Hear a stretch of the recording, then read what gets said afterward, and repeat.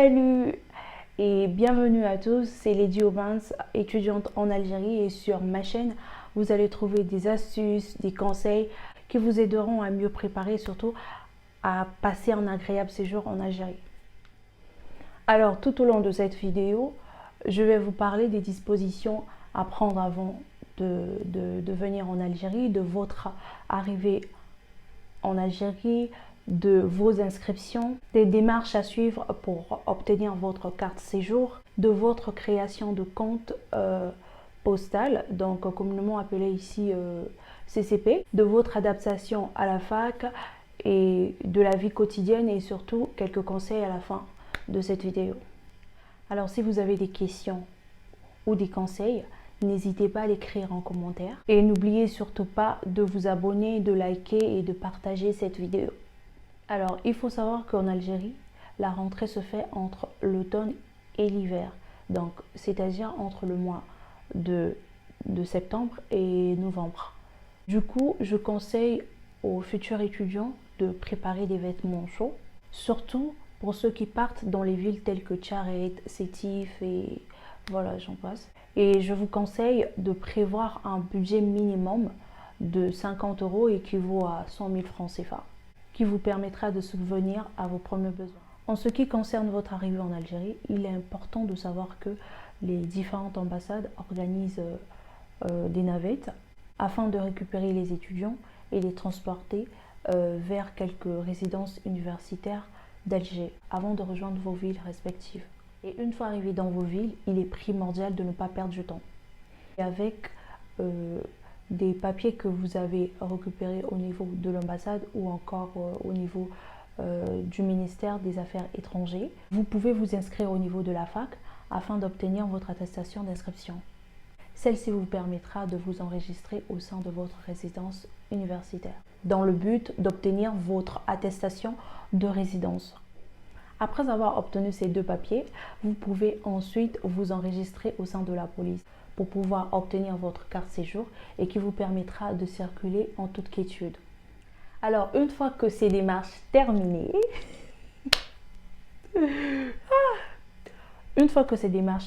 vous pouvez donc vous présenter au niveau de la direction des œuvres universitaires afin de récupérer votre attestation de bourse.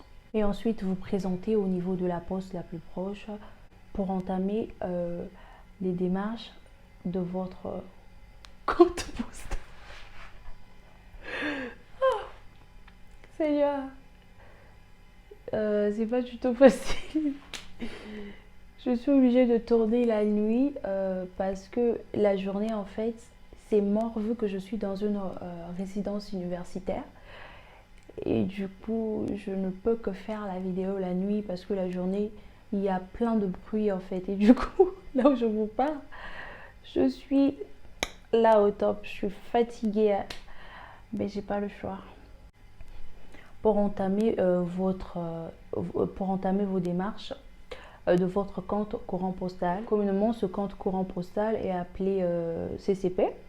Et dans ce compte, il sera viré votre bourse, sachant que l'État algérien pourvoit 4 000 dinars, à peu près 25 € pour le cycle de la licence, et 5 000 dinars équivaut à 30 € pour le cycle du master. Voilà, fini des démarches administratives et là, place aux bonnes choses. Et non, place au cours, j'allais dire. Place au cours, alléluia. Yeah, yeah, yeah. Et là commencent les choses sérieuses. Yeah. Je sais que nombreux redoutent le banc de la fac. Ne vous inquiétez pas, c'est une mise en bouche, surtout lorsqu'on s'applique. Au départ, vous allez vous sentir déboussolé et tout. Avec le temps, vous allez vous y habituer. Alors, il est très facile de vivre en Algérie, surtout lorsqu'on est dans les petites villes. Là, c'est la joie, tu peux faire tout ce que tu veux. Par contre, la vie est un peu plus chère pour ceux qui iront dans les grandes villes telles que Alger, Oran, je sais pas, Naba, Constantine, peut-être, où la vie est un tout petit peu chère. Pour les Congolais qui aiment le foufou, les Maliens du Fakoué, Je sais pas, je connais pas trop des plats traditionnels de chaque pays. En tout cas, j'essaie un peu de citer. Donc, malheureusement, vous n'allez pas en trouver ici. Contentez-vous du poulet, la viande, les légumes et tout.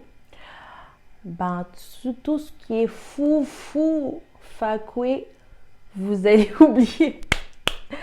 Oubliez complètement. Ce qui rend la vie encore plus facile en Algérie, c'est que dans chaque cité universitaire, vous avez droit à 3 repas.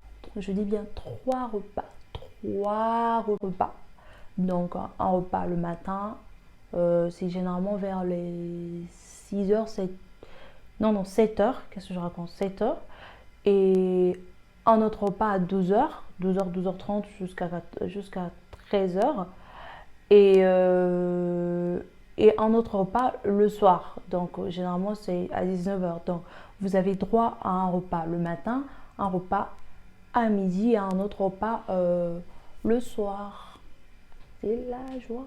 Alors là, en parlant des restos, franchement, ça dépend que de vous. Parce que moi, personnellement, je suis pas trop resto. Ouais, je suis pas trop resto. Quand je dis je suis pas trop resto, cela ne veut pas dire que je vais pas au resto. Non, je vais au resto. Bah, je vais au resto que les jours où on donne le poulet, le poisson, du jus, ces genres de choses. Sinon, le reste, je sais pas si vous allez aimer, mais perso,